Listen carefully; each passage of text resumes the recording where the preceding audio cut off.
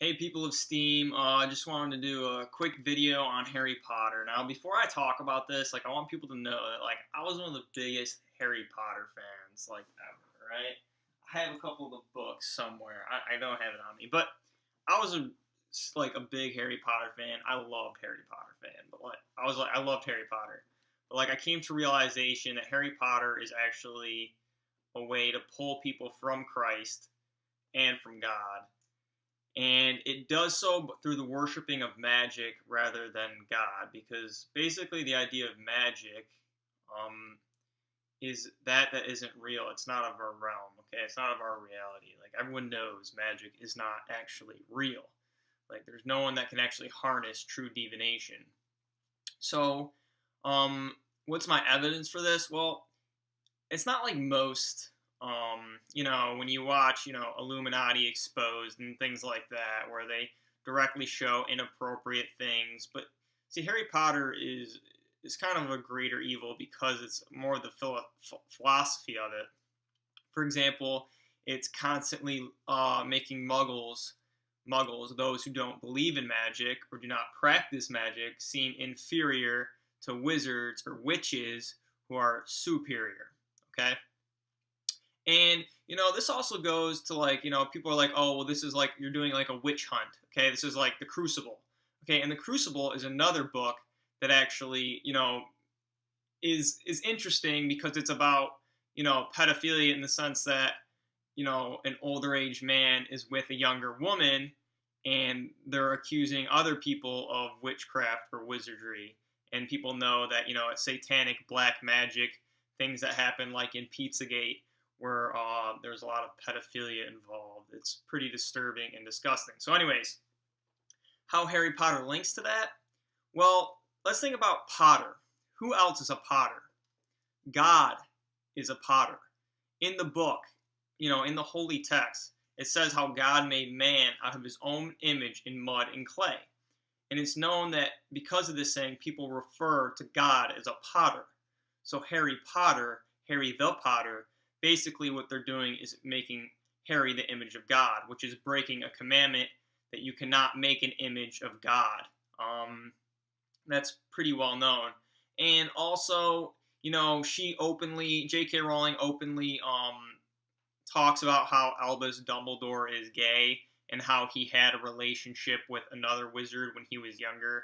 He's openly gay. And also in the new Harry Potter, the Cursed Child, you could argue that Harry's son, Albus Severus, is also gay. So, what this all links to is basically Voldemort and Harry are actually the same person in a lot of ways.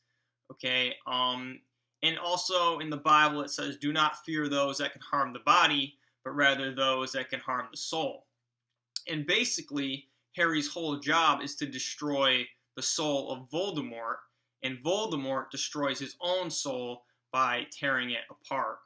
Also, it makes it makes Christ a villain because, if you're reading the text, Peter Pettigrew, Peter was also a disciple of Christ. And, the name Peter is then immediately villainized. And how they reference to Voldemort, yes, Lord, no, Lord, Lord Voldemort, and everything to do with the Lord, okay, the Lord Christ and the Lord God, okay, they make him seem like he's a complete villain. And actually the way they talk is a lot like the holy text. So what it's trying to do is pull you away from Christ and the idea that Harry is God, okay, and the creator of heaven and earth. And also when Harry dies and goes to heaven, or supposedly he's in heaven, the scene, right, he's in a train station. Okay, so what they're saying is that, they created heaven, which is platform 9 3/4, and then if you board the train, you will go to Hogwarts. So basically, they are destroying the Bible in that, the creator of heaven and earth, they're rewriting what heaven actually is on heaven and earth. It's all a philosophical, sham, basically. It's undermining. What else does it do?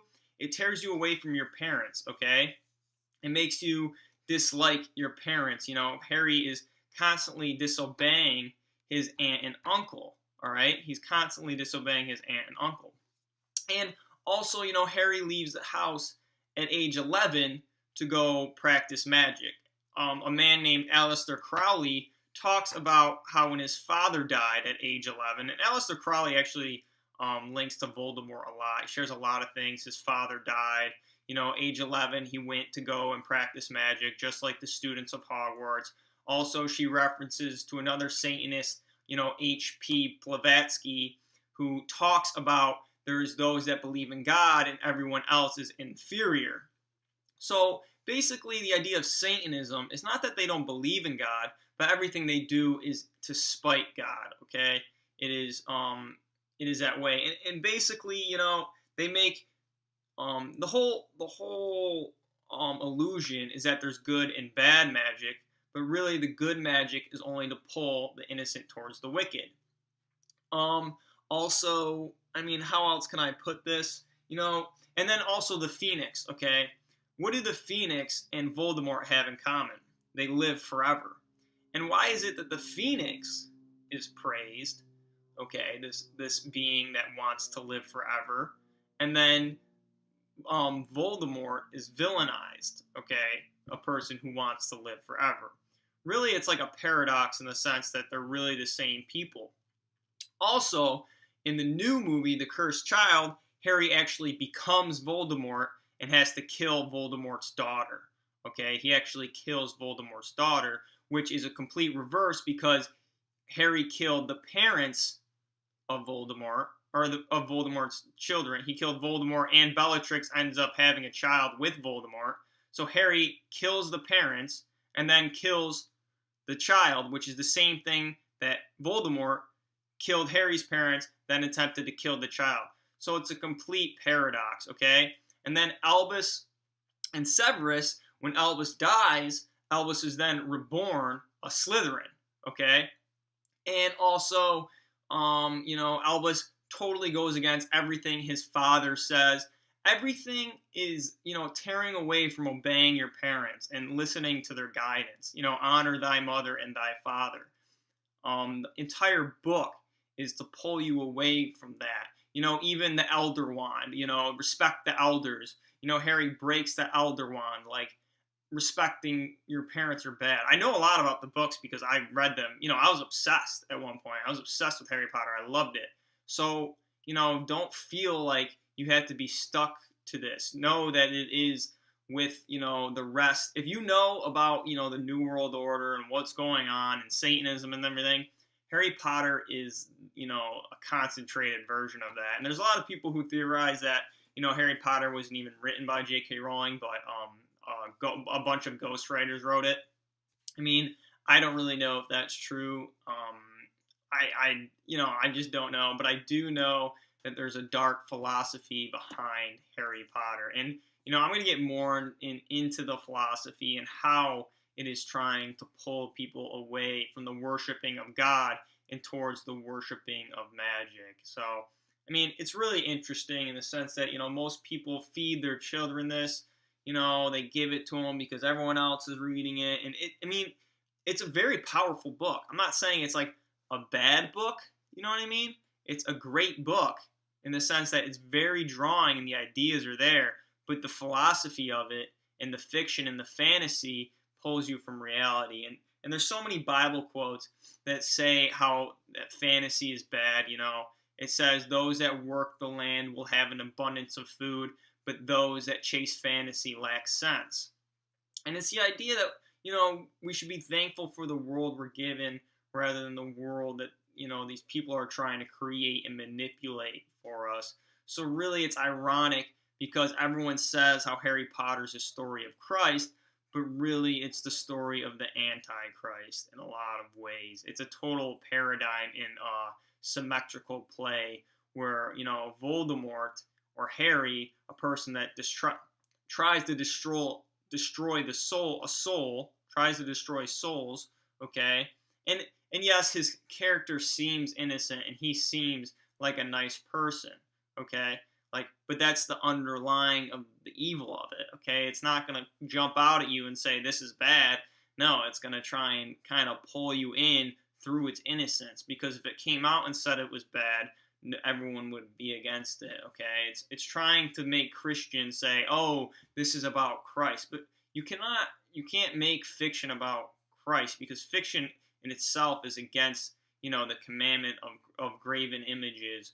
And I used to write fiction myself, like a lot of fiction stories. I used to even make up like got mythical a mythical god, but now I realize that that was wrong, and I've repented.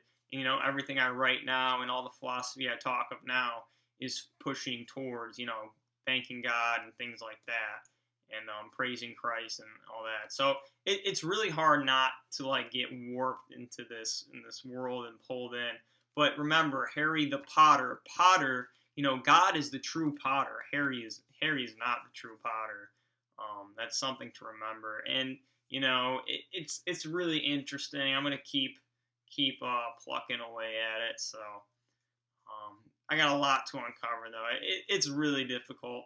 But basically, it's the idea that it's a complete idea of false prophets. And like I said, Lord Voldemort, even the way they speak to each other is a lot like how they do in the Bible when they talk to Christ. They want to villainize Christ, and they want to make him look bad. But it's also a paradigm too, because obviously Christ would never preach to kill, and things like that.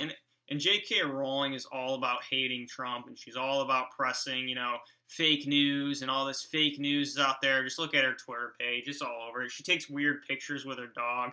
I'm not going to get into that, but you got to question everything in your life, because just because the media feeds it to you. And look at the symbol of the Deathly Hallows. I mean, it's a freaking eye, and even in the book, it says how it looks like an eye, but it's really not an eye, and this and that. So it's definitely, the triangle with the circle in the middle resembles the eye and the dollar bill, and the pyramid and the Egyptians. So it's pretty obvious in a lot of ways. Okay. All right, leave your comments below. I hope I don't offend anyone with this video. It's just really interesting. Like I said, I used to be a really big Harry Potter fan, so don't take this to heart. It's just like the philosophy of it is so underlyingly bad that you don't see the surface. I was obsessed with it for years, 5 years, and now I finally, was kind of saved from it, through Christ and reading scripture. So I recommend you just look at it for yourself. I mean, I don't recommend reading the Potter books just because it kind of pulls you deeper and deeper, but just remember the philosophy of it and how it makes you hate people like me, a muggle, It makes you hate the muggle world. So just something to think about. All right, thanks.